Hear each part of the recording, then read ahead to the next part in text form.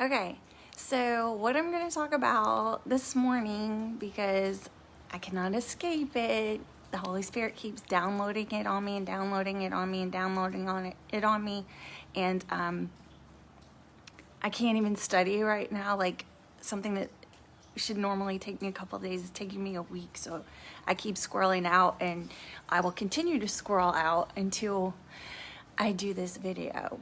So, and ultimately, like, I've been surrounded by, you need to do self-care, you need to do self-care, you need to do self-care. And I'm like, I don't got time for that. I don't got time for that. Really? Really? Really? And then I did this video, worked it out, and I realized, why it was taking me so long. So anyway, so scrolling out. So a lot of us were raised properly. And we were supposed to be reserved and hold our emotions in and be poised and controlled. And children were meant to be seen and not heard. And, men are supposed to behave a certain way and women are supposed to behave a certain way. And there's special words used in family settings if you're not behaving these special ways to correct your behavior. And I assure you, I was raised this way, and all these words were used towards, my brothers and cousins and things like that, and occasionally me, because I was so masculine as a child. I was a really big athlete. I could naturally run and whip butt. I could get up on a pair of skates and like slap shot and play hockey and outdo boys in running and track and field and playing sports. So it was kind of like hard to remember I was a girl sometimes, I think, for my dad. So and I'm going to try not to disrespect my parents in doing this, because, it is what it is. It was what it was. And the world is different now. We all know better, right? So, yeah. So my dad would literally say stuff like, quit being such a girl, or quit being a little sissy, or, the array of things that can be said, because my brother was not good at sports, right? So my dad, I was his outlet, and I'm sure it jacked with him a little bit mentally that his daughter was the one that was playing softball and the pitcher and in everything. It just went, like, he's a dad and he has his daughter, and then he's got to like do this man thing, and and literally would say stuff like, if you're going to play this sport, you're going to play it like a boy, not a girl. Right? So, and then my brother, he was just kind of like, I like video games. I like watching movies. I don't like putting all this hockey gear on. I hate waking up at 5 a.m., So an array of things were said to him, right? So we grow up with these stereotypes and repressed, and I'm supposed to act a certain way. And what ends up happening is we end up these really locked up, emotionally repressed adults, and in relationships that are unsuccessful, mainly due to our programming. And then our programming jacked our emotions up. So whenever we're faced with certain situations where we're supposed to express something that's not happiness or anger, and it's somewhere in between, like, maybe feeling like I want to cry or feeling like I want to express love, we go crazy, and boom, and it's an explosion, right? Usually anger, because it's like this gray area, and then you're having anxiety about it, and then because you're so filled with emotion and anxiety, a little bit of pressure and explosion, right? And so that's what anxiety is, and that's what most people's explosions of anger is just like mismanaged anxiety, because they can't express these gray area emotions. So my arm is getting tired. So that's what I'm talking about. So what I was so messed up that when I was, just before I had triplets, probably right around when I had Olivia, I started seeing that Rebecca was having, my oldest was having, focus issues. And I was like, oh my God, I have focus issues my whole life. Can never sit still. I couldn't sit in a chair. Maybe I had ADD, blah, blah, blah, blah, blah. So I tortured my poor kid, right? Put her on Adderall, did all this stuff to her. Also started working on myself in the process.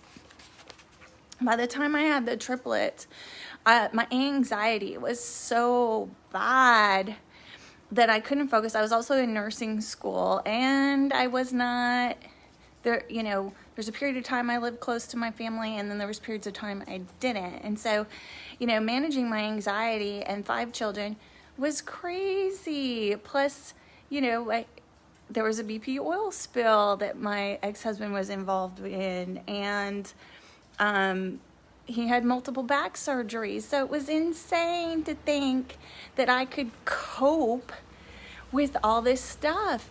And unfortunately, it was much more comfortable for everyone around me to say there was something wrong with me rather than, you're just tired, go lay down. Nobody had a frame of reference because we were all raised with these repressed emotions and just get over it, right? Suck it up. Quit being a sissy. Try harder. Be better. Get it together, So it was everything I was going through to everyone around me was weak, right? And so eventually it led to me, the kids got to be 2 or 3 and all these things were going on, and I started drinking every day. And really, by the time the nannies were going to leave and 3 o'clock was coming, I was shaking and I was like petrified. And then I got into this cycle of after a couple of years, it got to where I was drinking 2 bottles of Riesling a day starting at 3 o'clock, and then I couldn't wake up in the morning, so then I was drinking a pot of coffee, and then it was just like this vicious cycle, and everybody was sick of it. I was sick of it. The kids were sick of it. I was absent, and it was all due to these repressed emotions and not knowing what to do about it. And thank God I got a grip on it. So I'm in therapy, and this therapist is like, so it sounds like you're anxious. And I'm like, what is that? What's anxiety? I don't know what anxiety is. And she's like, well, it's this and it's that. And she holds up these, this paper of emotions, these little smiley faces, and they have all these different emotions and emotional labels. And I'm like, I didn't really know there's too much more than, happy and sad and Chernobyl. And so I had to work on learning the names and words for these emotions, right? And that's part of it. That's part of learning how to not be repressed, is that you have to learn there's these other names and there's these other emotions, and when you're experiencing them, and to be able to label them and feel them and move on, okay? And then a lot of it also is not having boundaries, right? Because when you grow up in these emotionally repressed environments, you don't learn boundaries at all. So you don't know when you're feeling angry. Like, you're not even aware. You would even deny that you're angry, right? I'm not angry. No, I'm just, saying that blah, blah, blah. You're angry, okay? And so as soon as you feel like something, you get that feeling, you have to acknowledge you're angry and then start processing that you're angry. And then that's when you start creating boundaries, like, I should leave this situation. I should not have this conversation with this person. I should probably not drink right now. I should, and you just gotta do what you gotta do. And then that keeps the crazy from happening, the explosions from happening, and you learn to process emotions, which makes you less repressed. Because the more you do it, it's like a muscle with anything. Like, if you're going to work your biceps, The more you say no and the more you create boundaries, the easier it gets.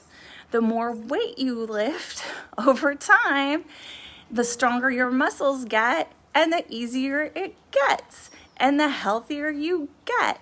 And it's the exact same thing, and it's a bit by bit. And so it starts with realizing you're feeling an emotion, and then usually it's easiest to start with saying no to things. No, I don't want to do that. No, I'm overwhelmed. I have to accept that I'm overwhelmed and tired today, and I should not, go to dinner. I should not go to that happy hour, whatever, the work event, whatever, that's how it is. And that's how learning to set boundaries and getting healthy and not emotionally repressed is.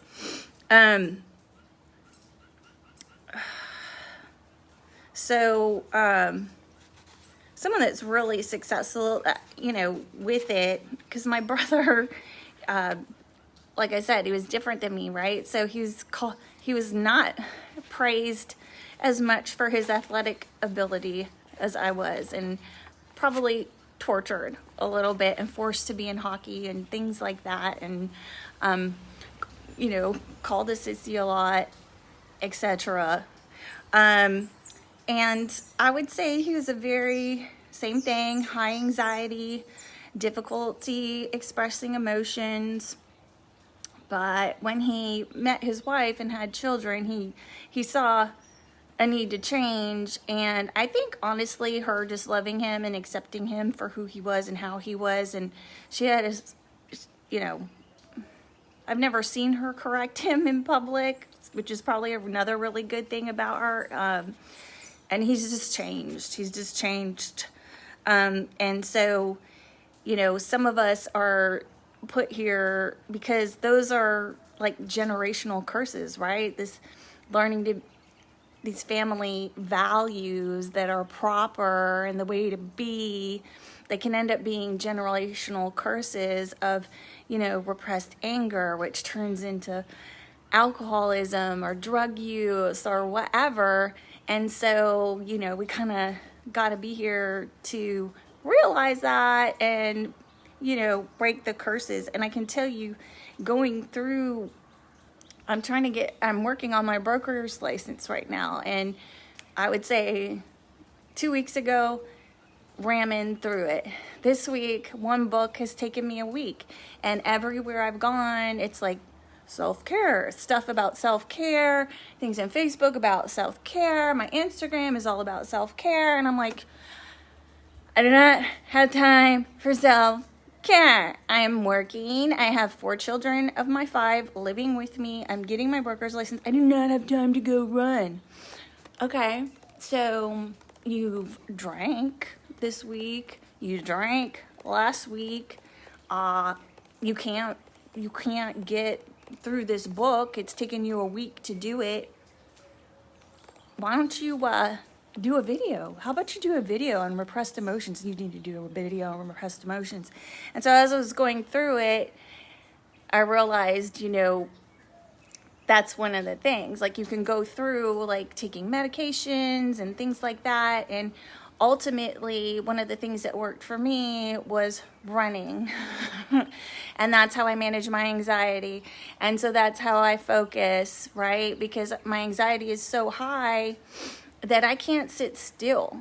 Like, I can't sit in a chair. I can't make phone calls. I can't study. I can't take a test because I'm like, I can't even get to that point. I can't even get to that point. And then I add coffee on top of that. That's worse. And so it's not doing the brain thing. It's just making my anxiety go up. So, doing this video, ultimately, it's how the Holy Spirit works, is like, I need self-care. I need to run, or I'm not going to be able to sit and get, through these emotions and get this stuff done, because taking tests makes me anxious anyway.